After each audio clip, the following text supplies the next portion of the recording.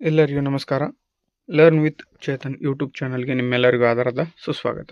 ಇಂದಿನದನ್ನು ನಾವು 10ನೇ ತರಗತಿಯ ಗಣಿತ ವಿಷಯದ ಮೊದಲನೇ ಅಧ್ಯಾಯವಾದಂತಹ ವಾಸ್ತವ ಸಂಖ್ಯೆಗಳು ಎನ್ನುವ ಅಧ್ಯಾಯದ LPA ಆಧಾರಿತ ಪರೀಕ್ಷೆಯನ್ನು ನೋಡ್ತಾ ಹೋಗೋಣ. ಈ ಒಂದು ಪ್ರಶ್ನೆ ಪತ್ರಿಕೆ ಹಾಗೂ ಕೀ ಉತ್ತರಗಳು ಎರಡು ಈ ಒಂದು ವಿಡಿಯೋದಲ್ಲಿ ನಿಮಗೆ ಕಂಡುಬರ್ತವೆ.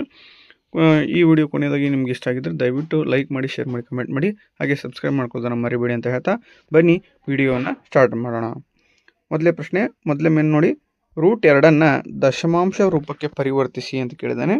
√2 ದಶಮಾಂಶ ರೂಪಕ್ಕೆ ಪರಿವರ್ತಿಸಿದಾಗ 1.414 ಆನ್ಸರ್ ಸಿಗ್ತದೆ ನಿಮಗೆ. ಓಕೆನಾ. ಇನ್ನು ಎರಡನೇ ಪ್ರಶ್ನೆ, 2 ಮತ್ತು 3ರ ಲಸಹವು ಅಂತ ಕೇಳಿದ್ದಾನೆ. 2 ಮತ್ತು 3ರ ಲಸಹ 6 ಆಗಿರ್ತದೆ. 2 ಮತ್ತು 3ರ ಲಸಹ 6 ಆನ್ಸರ್. ಓಕೆನಾ. ಇನ್ನು ಮೂರನೇ ಪ್ರಶ್ನೆ ನೋಡಿ, ಒಂದೇ ಸಂಖ್ಯೆಯನ್ನು 2 ಬಾರಿ ಗುಣಿಸುವುದರಿಂದ ದೊರೆಯುವ ಗುಣಲಬ್ಧವನ್ನು ಏನೆಂದು ಕರೆಯುತ್ತಾರೆ ಅಂತ ಇದೆ. ಆನ್ಸರ್ ಏನಪ್ಪ ಅಂದ್ರೆ ವರ್ಗಗಳು ಎಂದು ಕರೆಯುತ್ತಾರೆ. ಒಂದೇ ಸಂಖ್ಯೆಯನ್ನು 2 ಬಾರಿ ನಾವು ಗುಣಿಸೋದ್ರಿಂದ ದೊರೆಯುವ ಗುಣಲಬ್ಧವನ್ನು ನಾವು ವರ್ಗ ಎಂದು ಕರೆಯುತ್ತೇವೆ. ಇನ್ನು ಎರಡನೇ ಮೇನ್ ನೋಡಿ, ನಾಲ್ಕನೇ ಪ್ರಶ್ನೆ √3 + 2 ಒಂದು ಭಾಗಲಬ್ಧ ಅಥವಾ ಅಭಾಗಲಬ್ಧ ಸಂಖ್ಯೆ ತಿಳಿಸಿ ಅಂತ ಕೇಳಿದ್ದಾನೆ. ಇದು ಆನ್ಸರ್ ನೋಡ್ತಗೋಣ. ಇದು ಒಂದು ಅಭಾಗಲಬ್ಧ ಸಂಖ್ಯೆ ಆಗಿದೆ. ಏಕೆಂದರೆ ಒಂದು ಭಾಗಲಬ್ಧ ಸಂಖ್ಯೆ ಮತ್ತು ಒಂದು ಅಭಾಗಲಬ್ಧ ಸಂಖ್ಯೆಯ ಮೊತ್ತವು ಯಾವಾಗಲೂ ಅಭಾಗಲಬ್ಧ ಸಂಖ್ಯೆಯಾಗಿರುತ್ತದೆ. ಓಕೆನಾ. ಇನ್ನು ಐದನೇ ಪ್ರಶ್ನೆ ನೋಡಿ, 140 ಅವಿಭಾಜ್ಯ ಅಪವರ್ತನಗಳ ಗುಣಲಬ್ಧವಾಗಿ ವ್ಯಕ್ತಪಡಿಸಿ ಅಂತ ಕೇಳಿದ್ದಾನೆ. 140 = 2 × 70. 72 140 ಅಂತ ತಗೋತೀವಿ. ಇದನ್ನು ನಾವೇನು ಮಾಡೋಣ, 70 ಮತ್ತೆ ಡಿವಿಷನ್ ಮಾಡ್ತಾ ಹೋಗೋಣ, ಅಂದರೆ ವಿಭಾಗ ಮಾಡ್ತಾ ಹೋಗೋಣ.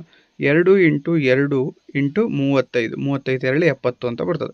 ಈ 35 ಮತ್ತೆ ನಾವೇನು ಮಾಡೋಣ, ವಿಭಾಗ ಮಾಡೋಣ. ಓಕೆ. ಯಾವ ರೀತಿ ಅಂದರೆ 2 × 2 × 35 ಅಂದರೆ 5 7 35. ಈ ರೀತಿಯಾಗಿ 5 × 7 ಅಂತ ತಗೊಳ್ಳೋಣ. ಈ 2 ಮತ್ತು 2 ಎರಡು ಸಲ ಇದೆ. ಸೊ ಹಾಗಾಗಿ ನಾನು 2² × 5 × 7 ಅಂತ ಆನ್ಸರನ್ನು ತೆಗೆದುಕೊಳ್ತೇನೆ.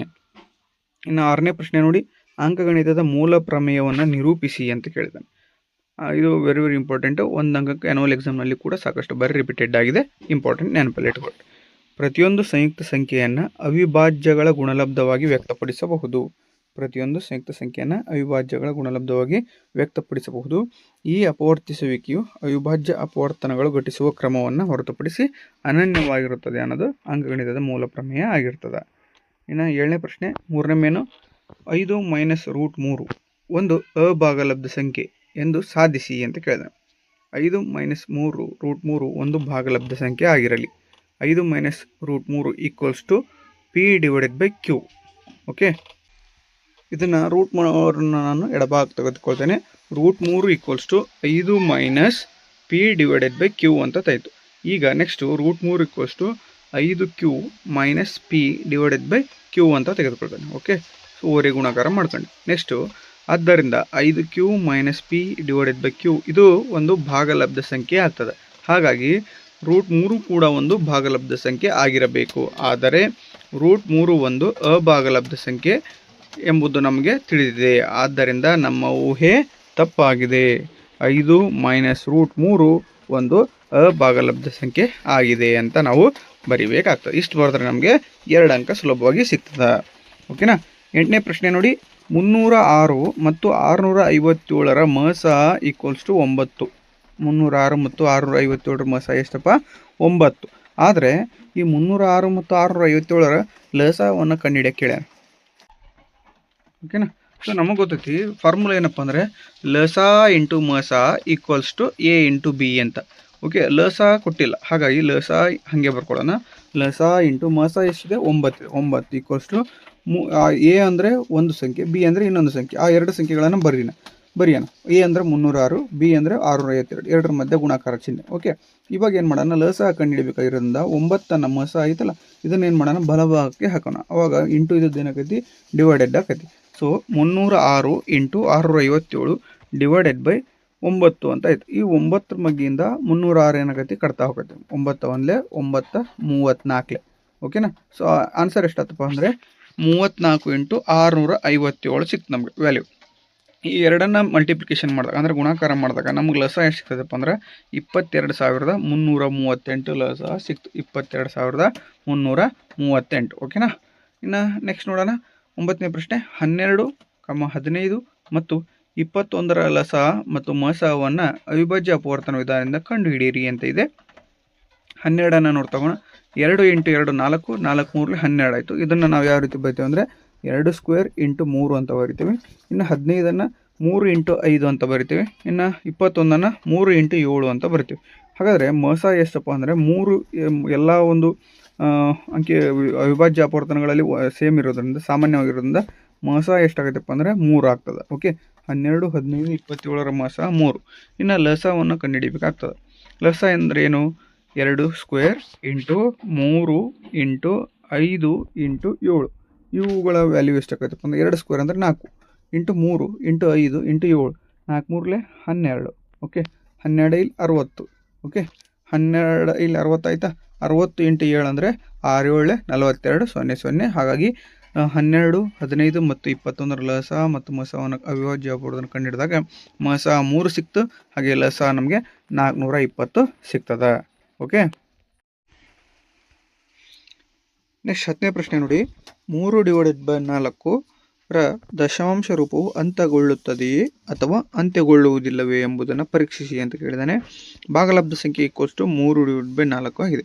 ಹಾಗಾದರೆ ಛೇದ 4ರ ಅವಿಭಾಜ್ಯ ಅಪವರ್ತನವನ್ನು ತೆಗೆದುಕೊಳ್ಳೋಣ ನಾವು.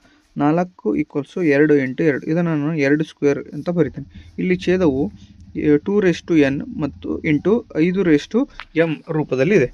ಈಗ 3/4ರ ದಶಮಾಂಶ ರೂಪವು ಅಂತ್ಯಗೊಳ್ತದೆ. ಯಾಕಪ್ಪ ಅಂದರೆ ಅದರ ಬೆಲೆ ಎಷ್ಟಪ್ಪ ಅಂದರೆ 0.75 ಆಗ್ತದೆ. ಹಾಗಾಗಿ 3/4ರ ದಶಮಾಂಶ ರೂಪ ಅಂತ್ಯಗೊಳ್ಳುತ್ತದೆ ಅಂತ ನೀವು ಬರಿಬೇಕಾಗ್ತದೆ.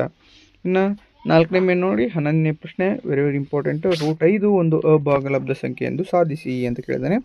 √5 ಒಂದು ಭಾಗಲಬ್ಧ ಸಂಖ್ಯೆ ಆಗಿರಲಿ ಅಂತ ಬರ್ಕೊಳ್ಳಿ. ನೆಕ್ಸ್ಟು √5 = p/q ರೂಪದಲ್ಲಿ ಇರ್ತದೆ ಯಾವಾಗಲೂ. ಈ p = √5 × q ಅಂತ ಬರ್ಕೊಂಡು ಇದನ್ನು ಎರಡು ಕಡೆ ಏನು ಮಾಡೋಣ, ವರ್ಗವನ್ನು ಮಾಡೋಣ. ವರ್ಗವನ್ನು ಮಾಡಿದ್ರೆ ಸ್ಕ್ವೇರ್ ರೂಟ್ ನಮಗೆ ಹೋಗ್ತದೆ. ಸೊ p² = 5 × q² ಅಂತ ಆಗ್ತದೆ. ಇದನ್ನು ಸಮೀಕರಣ 1 ಅಂತ ತಗೊಳ್ರಿ. Next p² 5ರಿಂದ ಭಾಗವಾಗ್ತದೆ. ಆದ್ದರಿಂದ p ಕೂಡ ಏನಕ್ಕೈತಪ್ಪ ಅಂದರೆ 5ರಿಂದ ಭಾಗ ಆಕೈತಿ.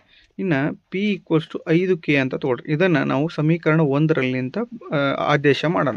ಸೊ p ಇದ ಜಾಗದ 5k ಅಂತ ತುಂಬೋಣ. ಓಕೆ, 5k² = 5q² × 25k² ಆಗ್ತದೆ. ಓಕೆನಾ. ಸೊ 5q² × q² = 5k² ಆಗ್ತದೆ.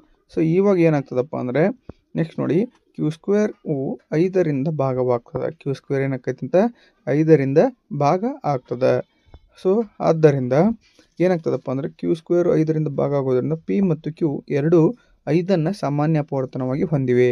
ಹಾಗಾಗಿ p ಮತ್ತು qಗಳಿಗೆ 1ರ ಹೊರತು ಬೇರೆ ಯಾವುದೇ ಅಪವರ್ತನ ಸಾಮಾನ್ಯ ಇರುವುದಿಲ್ಲ. ಆದ್ದರಿಂದ ಇದು ನಮ್ಮ ಊಹೆಗೆ ಏನಾಗಿತ್ತಪ್ಪ ಅಂದರೆ ವಿರುದ್ಧವಾಗಿದೆ, ಅಂದರೆ ನಮ್ಮ ಊಹೆ ತಪ್ಪಾಗಿದೆ. ಆದ್ದರಿಂದ √5 ಒಂದು ಅಭಾಗಲಬ್ಧ ಸಂಖ್ಯೆಯಾಗಿದೆ ಅಂತ ನಾವು ಬರಿಬೇಕಾಗ್ತದೆ. ಓಕೆನಾ. 12ನೇ ಪ್ರಶ್ನೆ. 336 ಮತ್ತು 54 ಈ ಪೂರ್ಣಾಂಕಗಳ ಲಸ ಮತ್ತು ಮಸಗಳನ್ನು ಅವಿಭಾಜ್ಯ ಅಪವರ್ತನ ವಿಧಾನದಿಂದ ಕಂಡುಹಿಡಿದು ಲಸ ಮತ್ತು ಮಸ = ಆ ಎರಡು ಪೂರ್ಣಾಂಕಗಳ ಗುಣಲಬ್ಧವನ್ನು ಕಂಡುಹಿಡಿಯಿರಿ ಅಂತ ಕೇಳಿದ್ದಾನೆ. ಓಕೆ, ನೆಕ್ಸ್ಟ್ ಬನ್ನಿ ನೋಡ್ತಾ ಹೋಗೋಣ ಆನ್ಸರ್ನ. 336 ನಾವು ಅವಿಭಾಜ್ಯ ಅಪವರ್ತನದಿಂದ ಬರಿತಾ ಹೋಗೋಣ. ಸೊ 2 × 2 × 2 × 2 × 3 × 7 ಅಂತ ತೆಗೆದುಕೊಳ್ತೇವೆ. ಓಕೆನಾ. ಸೊ ಈ 2 4 ಬಾರಿ ಇದೆ. ಹಾಗಾಗಿ ನಾನು ಇದನ್ನು 2⁴ ಅಂತ ತೆಗೆದುಕೊಳ್ತೇನೆ. 2⁴ × 3 × 7 ಅಂತ ತೆಗೆದುಕೊಳ್ತೇನೆ. ಓಕೆನಾ. ಸೊ ನೆಕ್ಸ್ಟ್ ಇಲ್ಲೇನಿದೆ ಅಂತ 54 ಇದೆ. 54 ಅನ್ನೋದು ಇನ್ನೊಂದು ಎರಡನೇ ಸಂಖ್ಯೆ. ಇದನ್ನು ಏನು ಮಾಡೋಣ, ಅವಿಭಾಜ್ಯ ಅಪವರ್ತನದಿಂದ ವಿಭಾಗ ಮಾಡೋಣ. 2 × 3 × 3 × 3 ಅಂತ ತೆಗೆದುಕೊಳ್ಳೋಣ. ಓಕೆ, ಸೊ ನೆಕ್ಸ್ಟು ಈ 3 ಬಾರಿ ಇರೋದ್ರಿಂದ ನಾನು ಇದನ್ನು 3ನ್ನು 3⁻³ ಅಂತ ಬರಿತೀನಿ. ಓಕೆ, ಸೊ ಹಾಗಾಗಿ 2 × 3³ ಆಯಿತು. ಈ ಮಸ ಏನಪ್ಪ, ಎರಡು ಅಪವರ್ತನಗಳಲ್ಲಿ 3 ಕಾಮನ್ ಆಗಿದೆ, ಸಾಮಾನ್ಯವಾಗಿದೆ. ಹಾಗಾಗಿ 3 ಮತ್ತು 2 ಕಾಮನ್ ಆಗಿರೋದ್ರಿಂದ 2 × 3 ಅಂತ ತೆಗೆದುಕೊಂಡಾಗ ಮಸ ಎಷ್ಟಪ್ಪ ಅಂದರೆ 2 3 6 ಮಸ ಆಗ್ತದೆ. 336 ಮತ್ತು 54ರ ಮಸ ಎಷ್ಟಪ್ಪ, 6 ಅಂತ ಹೇಳ್ತಾನೆ. ಇನ್ನು ಲಸ ಏನು, ಇವನ್ನೆರಡನ್ನು ತೆಗೆದುಕೊಳ್ಬೇಕು. 2⁴ × 3⁻³ × 7 ಅಂತ ಇದೆ. ಇವನ್ನೆರಡನ್ನು ನಾವೇನು ಮಾಡಬೇಕು, ಮಲ್ಟಿಪ್ಲಿಕೇಶನ್ ಮಾಡಬೇಕಾಗ್ತದೆ. ಸೊ 2⁴ ಎಷ್ಟಪ್ಪ, 16. 3⁻ 27. 3⁻³ ಅಂದರೆ 27. 2⁴ 4 ಅಂದರೆ 16. 3⁻³ ಅಂದರೆ 27 × 7. ಸೊ 16 ಇಂಟು 27 ಇಂಟು 7 ಮಾಡಿದಾಗ ನಮಗೆ 3024 ವ್ಯಾಲ್ಯೂ ಸಿಕ್ತು. ಲಸ ಎಷ್ಟು ಸಿಕ್ತಪ್ಪ? 3024. ಮಸ 6 ಸಿಕ್ತು, ಲಸ 3024 ಸಿಕ್ತು. ಈಗ ತಾಳೆ ನೋಡೋಣ.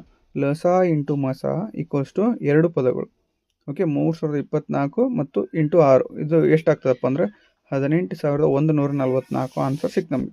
ಓಕೆ, ಮಸ ಮತ್ತು ಲಸ. ಸೊ ಇವಾಗ ಈ 18,144 ಐತಲ್ಲ, ಇದನ್ನು ಫಾರ್ಮುಲಾದಲ್ಲಿ ಅಪ್ಲೈ ಮಾಡ್ತಾ ಹೋಗೋಣ. ಎ ಇಂಟು ಬಿ ಅಂತ. ಸೊ ಈಕ್ವಲ್ಸ್ ಟು 336 ಇಂಟು 54 ಮಾಡಿದರೂ ಕೂಡ ನಮಗೆ ಆನ್ಸರ್ 18,144 ಸಿಕ್ತು. ಹಾಗಾದರೆ ನಾವು ಮಾಡಿರ್ತಕ್ಕಂಥ ಲೆಕ್ಕ ಏನೈತಿ, ಕರೆಕ್ಟ್ ಐತಿ ಅನ್ನೋದು ನಮಗೆ ಗೊತ್ತಾಗ್ತದೆ. ಓಕೆ, ಸೊ ಇದಾಗಿತ್ತು ಇಂದಿನ ವಿಡಿಯೋದಲ್ಲಿ ನಾವು ವಾಸ್ತವ ಸಂಖ್ಯೆಗಳು ಎಂಬ ಅಧ್ಯಾಯದ LB ಆಧಾರಿತ ಪ್ರಶ್ನೆ ಪತ್ರಿಕೆಯನ್ನು ನೋಡ್ತಾ ಹೋದ್ವಿ. ಈ ವಿಡಿಯೋ ನಿಮಗೆ ಇಷ್ಟ ಆಗಿದ್ದರೆ ದಯವಿಟ್ಟು ಲೈಕ್ ಮಾಡಿ, ಶೇರ್ ಮಾಡಿ, ಕಮೆಂಟ್ ಮಾಡಿ, ಹಾಗೆ ಸಬ್ಸ್ಕ್ರೈಬ್ ಮಾಡ್ಕೊಳ್ಳೋದನ್ನು ಮರಿಬೇಡಿ. ನಿಮ್ಮ ಒಂದೊಂದು ಸಬ್ಸ್ಕ್ರಿಪ್ಷನ್ನು ನಮಗೆ ಹೆಚ್ಚು ವಿಡಿಯೋಗಳನ್ನು ಮಾಡಲಿಕ್ಕೆ ಸ್ಫೂರ್ತಿಯನ್ನು ನೀಡುತ್ತೆ ಅಂತ ಹೇಳ್ತಾ, ಅಷ್ಟೇ ಅಲ್ಲದೆ ಇನ್ನು ನೀವು ಸ್ವಲ್ಪ ದಯವಿಟ್ಟು ಹೈಪ್ ಬಟನ್ನ ಕ್ಲಿಕ್ ಮಾಡಿ. ಈ ವಿಡಿಯೋ ಇಷ್ಟ ಆಗಿದ್ದರೆ ದಯವಿಟ್ಟು ಹೈಪ್ ಬಟನ್ ಕ್ಲಿಕ್ ಮಾಡಿ.